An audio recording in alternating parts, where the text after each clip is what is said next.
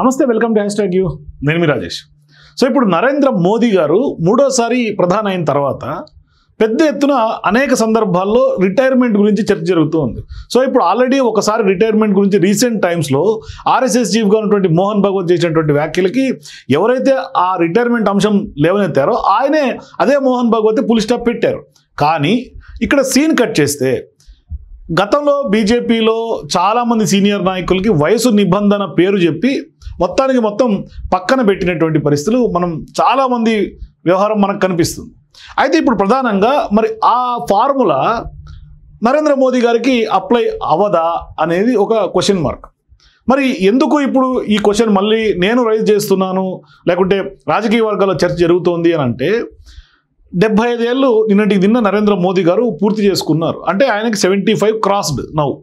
So ఇటువంటి నేపథ్యంలో మరి నరేంద్ర మోదీ గారు రిటైర్మెంట్ ఉంటుందా ఉండదా, ఇది అతిపెద్ద డిబేటబుల్ టాపిక్. మరి ఎందుకు నరేంద్ర మోదీ గారు రిటైర్మెంట్ తీసుకోవాలి? ఎందుకంటే మరి అప్పట్లో పార్లమెంట్ ఎన్నికల సందర్భంగా మోదీ కా గ్యారంటీ అన్న నరేంద్ర మోదీ గారు వచ్చినటువంటి ఫస్ట్ 2 years లోపే ఆయన రిటైర్మెంట్ తీసుకోవాలా? లేదు బీజేపీ వాళ్ళందరూ కూడా ఆయన రిటైర్మెంట్ తీసుకోవాల్సినటువంటి అవసరం లేదు అని స్పష్టంగా చెప్తూ ఉన్నారు. ఆయన ఉండాల్సిందే అంటున్నారు. అంటే భారతదేశాన్ని ప్రపంచ పటంలో అతి గొప్పగా నిలబెట్టినటువంటి మహనీయుడు నరేంద్ర మోదీ అని బీజేపీ నాయకులు చెప్తూ ఉన్నారు. మరి అటువంటిప్పుడు మనం నో రిటైర్మెంట్గా పరిగణించాలా? మరి నో రిటైర్మెంట్ అంటే ఎంతకాలం? మరి 4వ ప్రధాని కూడా ఆయనే అయ్యే అవకాశాలు ఉంటాయా? మరి ఆ దిశగా బీజేపీ ఆర్ఎస్ఎస్ ఇప్పటి నుంచే కసరత్తు చేస్తుందా? లేదు. మోదీ బయోపిక్ ఒకటి తెర మీదకి వస్తుంది. తాజాగా ఆయన బర్త్డే సందర్భంగా పోస్టర్ రిలీజ్ అయింది.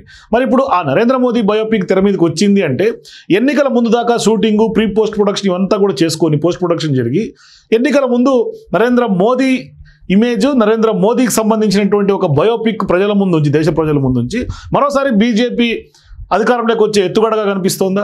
ఒకవైపు ఏమో రాహుల్ గాంధీ ఓట్ చోరీ పెద్ద ఎత్తున తీవ్ర స్థాయిలో దుమారం రేపుతోంది. ఇప్పుడు ఆయన మళ్ళీ ఓట్ చోరీకి సంబంధించినటువంటి పెద్ద ఎత్తున మరో బాంబు కూడా పేల్చారు. తాజాగా ఇప్పుడే ఆయన మరో బాంబు పేల్చారు. ఆల్రెడీ ఒకసారి పేల్చినటువంటి బాంబు జాతీయ స్థాయిలో చర్చ జరుగుతోంది. మరోవైపు బీహార్ ఎన్నికల్లో కూడా అతి పెద్ద ఎత్తున అక్కడ ఓట్ చోరీ జరగబోతోందని ఆయన రాహుల్ గాంధీ చెప్తూ ఉన్నారు. మరి ఇప్పుడు అదే ఓట్ చోరీ ద్వారానే మూడోసారి ప్రధాని అయ్యేందుకు నరేంద్ర మోదీ, ఎన్నికల సంఘం మొత్తం ఇద్దరు కూడా కొలైడ్ అయ్యారు అని రాహుల్ గాంధీ స్పష్టంగా చెప్తుంది. ఇప్పుడు మళ్ళీ కూడా ఆయన రాహుల్ గాంధీ స్పష్టంగా చాలా వరకు నియోజకవర్గాల్లో ఆధారాలతో సహా ఇప్పుడు ఓట్ చోరీ అంశాన్ని భారతదేశ ప్రజల ముందు ఉంచారు. మరి ఇటువంటి సందర్భాల్లో ఇప్పుడు నరేంద్ర మోదీ 75 ఏళ్ళు పూర్తి చేసుకున్న సందర్భంగా మరి ఆయన రిటైర్మెంట్ సంబంధించి ఏంటి? ఎందుకంటే ఆయన నిబంధన కూడా ఆయన పెట్టుకుందే. ఎందుకంటే ఇది ఆ రిటైర్మెంట్ అంశం ఎట్లా ఉందంటే చెప్పడానికి మందుకే లాగా కనిపిస్తుంది. అంటే మందికి చెప్పడానికి బాగానే ఉంటాయి, తన వరకు వస్తే కానీ తనకు తెలియట్లా. ఇప్పుడు ఆయన పెట్టుకున్నటువంటి నిబంధన, ఆయన వేసినటువంటి ఒక స్ట్రాటజీలో ఆయనే ఇరుక్కోవటం అంటే ఇదే. అంటే ఆ ప్రధాని పొజిషన్లో ఉన్నాడు కాబట్టి నేను ఆ మాట మాట్లాడకూడదు, కానీ లేదు అంటే ఇతర నాయకులకు అయ్యి ఉంటే ఖచ్చితంగా నేను ఈ మాట మాట్లాడేవాడిని. అంటే తాను తీసుకున్న గోతిలో అని ఖచ్చితంగా అది ఇక్కడ ఇంప్లికబుల్ అవుతుంది. అందుకనే ఇప్పుడు ఆయన బర్త్డే పూర్తి చేసుకునే సందర్భంగా ఇప్పుడు దేశవ్యాప్తంగా ఒక ఘనమైనటువంటి సెలబ్రేట్ చేసుకున్నారు. సెలబ్రిటీలు అందరూ కూడా చెప్పారు. దేశ విదేశాల నుంచి ఆయనకు శుభాకాంక్షలు వచ్చినాయి.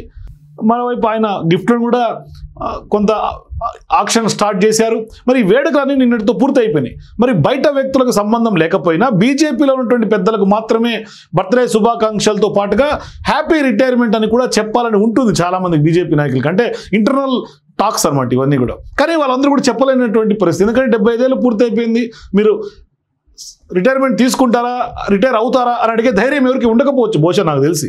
మరి అంత ధైర్యం నిజంగా కూడా ఆర్ఎస్ఎస్కి ఉండదు, బీజేపీ నాయకత్వానికి ఉండదు. మరి ఎవరు ధైర్యం చేస్తారు? మరి ఆ రిటైర్మెంట్ అంటే పిల్లికి గంట ఎవరు కట్టాలి? మరి ఇప్పుడు నరేంద్ర మోదీ గారి రిటైర్మెంట్ గురించి మరి ఎవరు చెప్పాలి ఆయన రిటైర్మెంట్ తీసుకోండి? ఎందుకంటే మీరు ఇతరుల వ్యవహారంలో మీరు ఈ విధమైనటువంటి నిబంధన పాటించారు కాబట్టి మీరు కూడా ఇటువంటి నిబంధన అనుసరించే మీరు ఒక చరిత్రలో నిలిచిపోండి అని ఎవరు చెప్పాలి ఆయనకి? మరి బీజేపీ అంటేనే మోదీ అంటేనే బీజేపీ అన్న స్టైల్లోనే ఇప్పుడు బీజేపీ నడుస్తోంది. మరి మోదీ ఇమేజ్ తోటే బీజేపీ బలపడుతోంది. 3వసారి అధికారంలోకి వచ్చింది, 4వసారికి కూడా ప్రయత్నాలు చేస్తోంది. అంటే బీజేపీ పార్టీ ఒక రకంగా ప్రధాని మోదీ చేతుల్లోకి వెళ్ళిన తర్వాత అమిత్ షా, నరేంద్ర మోదీ ద్వయం కలిసి బీజేపీని పెద్ద ఎత్తున సంస్కరించారు. అంటే సీనియర్లు పార్టీ ఎదుగుదలకు భారంగా ఉన్నారని వారందరినీ ఒకరి తర్వాత ఒకరిని బయటికి పంపించేందుకు 75 ఏళ్ళు అన్న ఒక వయసు నిబంధన తీసుకొచ్చారు. అంటే వయోపరిమితి పెట్టారు. మరి ఆ రూల్ పెట్టినటువంటి తర్వాత అద్వానీ దగ్గర నుంచి వెంకయ్య నాయుడు దాకా అందరికీ అదే వ్యవహారంలో గౌరవంగా రిటైర్మెంట్ ఇచ్చారు. అంటే వాళ్ళందరినీ పదవుల్ని పక్కన పెట్టి వాళ్ళు అట్లా వాళ్ళ సలహాలు సూచనలు తీసుకున్నారు. నిజానికి వారిలో చాలామంది యాక్టివ్గా ఉన్నటువంటి వాళ్ళే. మరి అటువంటి వాళ్ళు కూడా అంత యాక్టివ్గా ఉన్నప్పుడే రాజకీయాల నుంచి వైదొలగాల్సి వచ్చింది. ఇప్పుడు వారందరిలో కూడా మరి నరేంద్ర మోదీ రిటైర్మెంట్ ఉండదా అన్న ప్రశ్న వచ్చే అవకాశాలు స్పష్టంగా ఉంటే జాతీయ స్థాయిలో చర్చ కూడా జరుగుతుంది. కానీ బయటికి మాత్రం చెప్పలేనటువంటి పరిస్థితి. అంటే కొద్ది రోజుల క్రితం కూడా ఆర్ఎస్ఎస్ చీఫ్ మోహన్ భగవత్ కూడా ఇటువంటి వ్యాఖ్యలు చేశారు. 75 ఏళ్ళు వచ్చాయని చెప్పి ఎవరైనా సన్మానం చేశారంటే ఇక విశ్రాంతి తీసుకోమని అర్థం అంటూ కూడా ఆయన స్పష్టంగా వ్యాఖ్యలు చేశారు. కానీ లేదు నేను అట్లా మాట్లాడలేదు తూచని అన్నారు. తర్వాత అది ఆయన మోదీని ఉద్దేశించి చేసినటువంటి వ్యాఖ్యలే. దాని మీద విస్తృతమైనటువంటి దుమారం రేగింది, పెద్ద ఎత్తున గగ్గోలు రేగింది దేశం అంతా కూడా. మరి ఆ సమయంలోనే మోదీ తర్వాత ఎవరన్న ప్రశ్న కూడా తెర మీదకి వచ్చింది. అయితే బీజేపీ నేతల్లో మాత్రం ఒక్కరు కూడా మోదీ రిటైర్మెంట్ గురించి ప్రశ్నించినటువంటి పరిస్థితి. అప్పుడు ప్రశ్నించలేదు కూడా, ప్రశ్నించారు కూడా. మరి నిశికాంత్ దూబే లాంటి వాళ్ళు కూడా మోదీ లేకపోతే బీజేపీకి 100 సీట్లు కూడా రావని స్వయంగా డైరెక్ట్గా చెప్పేశాడు. అది కాస్త నిజమే కూడా కావచ్చు కూడా. ఎందుకంటే మరి నరేంద్ర మోదీ ఫేస్ మీదే కదా పార్లమెంట్ ఎన్నికలకు వెళ్ళింది. అందుకే మోదీ రిటైర్ కావాలని కాంగ్రెస్ కూడా కోరుకుంటుంది, వద్దని బీజేపీ నేతలు అనుకుంటూ ఉన్నారు. మరి ఇప్పటికే మోదీకి 75 నిండిపోయిన నిన్నటితో మరి వచ్చే పార్లమెంట్ ఎన్నికల నాటికి ఆయన 78 కూడా వచ్చేస్తాయి. అప్పుడు కూడా బీజేపీలో ఆయనకు ప్రత్యామ్నాయం ఉంటుందా ఉండదా అనేది ఒక పెద్ద $1 మిలియన్ క్వశ్చన్. ఉండదు అని బీజేపీ నాయకులు చెప్తున్నారు. తాను మాత్రం వైదొలిగి వేరే వారికి ఛాన్స్ ఇవ్వాలనుకుంటే నెక్స్ట్ ఆ ప్లేస్లో అమిత్ షా కానీ ఆదిత్యనాథ్ కానీ ఇట్లాంటి వాళ్ళు తెరపైకి వస్తారు. మరి మోదీనే కొనసాగాలనుకుంటే ఆయన ప్రధానిగానే ఉంటారు 4వ టర్మ్లో కూడా. మరి అది కూడా ప్రజలు గెలిపిస్తే, అది ఆయన డిసైడ్ చేసుకునే పోస్ట్ కాదు కదా. మరి బీజేపీలో అలాంటి పరిస్థితిని మోదీ అంత వన్ వే అంటే వన్ సైడ్ లాగా ఆయన సృష్టించారు. కనీసం మోదీ రిటైర్మెంట్ గురించి చర్చించే సాహసం కూడా బీజేపీ నాయకులు ఎవరూ చేయట్లా. కనీసం ఆయన 75 ఏళ్ళు పూర్తయిన తర్వాత కూడా ఇప్పటికి కూడా చేయకపోవటమే కొంత, అంటే అది ఇంకెంత ప్రజాస్వామికంగా ఆ పార్టీ ఉందో మనం అర్థం చేసుకోవచ్చు. ఈవెన్ అంటే అందరికీ అప్లికబుల్ అయినటువంటి ఏదైతే ఒక నిబంధన, మరి నరేంద్ర మోదీ గారు ఎందుకు ఎక్సెప్షన్ అంటే ఆ నిబంధన కేవలం మోదీ గారికే ఎక్సెప్షన్. అందుకని ఇప్పుడు ఆయనకి నో రిటైర్మెంట్ అని చాలామంది చెప్తున్నటువంటి మాట. మరి నిజంగా రిటైర్మెంట్ ప్రకటించి ఆదర్శంగా అందరిలాగా ఆయన కూడా ఉంటారా? మరి అందరినీ పక్కన పెట్టి ఆయన కూడా ఉండాలి కదా. మరి ఆయన ఆ విధంగా ఒక బోల్డ్ డేర్ స్టెప్ నరేంద్ర మోదీ గారు తీసుకుంటారా? లేదు, బోల్డ్ డేర్ స్టెప్స్ ప్రజల చేత తీసుకోబడ్డంలోనే ఈయన ఆ విధంగానే ఉంటారా? చూద్దాం ఏం జరగబోతుందో. మరి బీజేపీ ఆర్ఎస్ఎస్ రాజకీయాలు కనీసం ఆర్ఎస్ఎస్ అయినా దానికి ఇనిషియేట్ తీసుకుంటుందో లేదో కూడా వెయిట్ చేసి చూద్దాం. అయితే ఇక్కడ ఒక రకంగా చెప్పాలంటే ఆర్ఎస్ఎస్ కూడా చెప్పే ధైర్యం చేస్తుందా చేయదా అని ఒక చర్చ జరుగుతున్నటువంటి నేపథ్యంలో, కానీ ఒక రకంగా ఆర్ఎస్ఎస్ చెప్పే ధైర్యం చేస్తుంది కూడా. ఎందుకంటే గతంలో ఇదే ఆర్ఎస్ఎస్ తోటి అవసరం లేదని జేపీ నడ్డా గారు స్వయంగా అధ్యక్షుడిగా ఆయన ప్రకటించారు. తర్వాత కూడా పార్లమెంట్ ఎన్నికల తర్వాత కూడా అనేక సందర్భాల్లో నరేంద్ర మోదీ చేసినటువంటి తప్పులను ఆర్ఎస్ఎస్ ఎత్తి చూపించింది. అంటే అప్పటి నుంచి ఆర్ఎస్ఎస్ కొంత ట్రాక్ తప్పుతున్నటువంటి నరేంద్ర మోదీ అమిత్ షా ద్వయాన్ని కొంత సెటరేట్ చేసే కార్యక్రమానికి ఆర్ఎస్ఎస్ పూనుకుంది. ఎందుకంటే బీజేపీ వెనకాల ఆర్ఎస్ఎస్ ఎప్పుడూ షాడో లాగా కొంత సేఫ్ గార్డ్ చేస్తూ ఉంటుంది. మరి బీజేపీని నడుపుతుంది కూడా ఒక రకంగా చెప్పాలంటే ఐడియాలజీ ప్రకంగా ఆర్ఎస్ఎస్. అంటే ఆర్ఎస్ఎస్ ఐడియాలజీని బీజేపీ ఇంప్లిమెంట్ చేస్తూ ఉంటుంది. కానీ ఒక రకంగా చెప్పాలంటే ఈ గడిచినటువంటి ఈ 3 టర్ముల్లో నరేంద్ర మోదీ గారి సక్సెస్లు కూడా చాలా ఉన్నాయి. ఆయన ఇంకా కూడా యాక్టివ్గా ఉన్నారు కాబట్టి ఉంటారని బీజేపీ నాయకులు చెప్పొచ్చు. కానీ మరి ఇతరులకు చేసినప్పుడు ఈయనకి ఎందుకు చేసుకోవట్లేదు అనే ప్రశ్న ఉత్పన్నమవుతుంది. కానీ గతంలో రిటైర్మెంట్ గురించి మాట్లాడిన సందర్భంగా ఖర్గే గారు కూడా ఒక కామెంట్ చేశారు.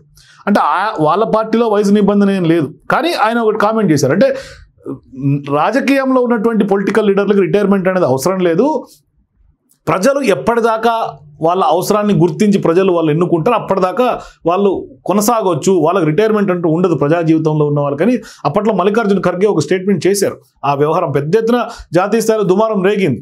మరి ఇప్పుడు ఆర్ఎస్ఎస్ ఆ విధమైనటువంటి సాహసం చేస్తుందా?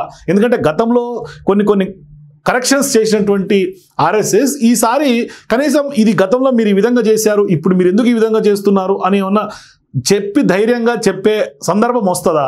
లేదు, గతంలో ఆయన మోదీని ఉద్దేశించి వ్యాఖ్యల తర్వాత మోహన్ భగవత్ గారు లేదు ఆ విధంగా నేను అనలేదు అని తూచని చెప్పారు. మరి అదే లైన్ మీద ఇప్పటికి కూడా ఉంటారన్నది కొంత $1 మిలియన్ క్వశ్చనే. కానీ నాకు తెలిసి సాహసం చేయకపోవచ్చేమో అని అనిపిస్తోంది. ఒకవేళ సాహసం చేసినా ఆశ్చర్యపోక్కర్లేదు. మరి మీరు కూడా నిజంగానే 75 ఏళ్ళ పూర్తి చేసుకున్నటువంటి నరేంద్ర మోదీ గారు రిటైర్మెంట్ తీసుకోవాలా వద్దా? మరి అందరికీ రిటైర్మెంట్ ఇచ్చినటువంటి నరేంద్ర మోదీ మరి తన విషయంకి వచ్చేసరికి ఎందుకు నో రిటైర్మెంట్ అంటూ ఉన్నారు? మీ అభిప్రాయాల కింద కామెంట్స్ తెలియజేయండి. For more videos please watch #.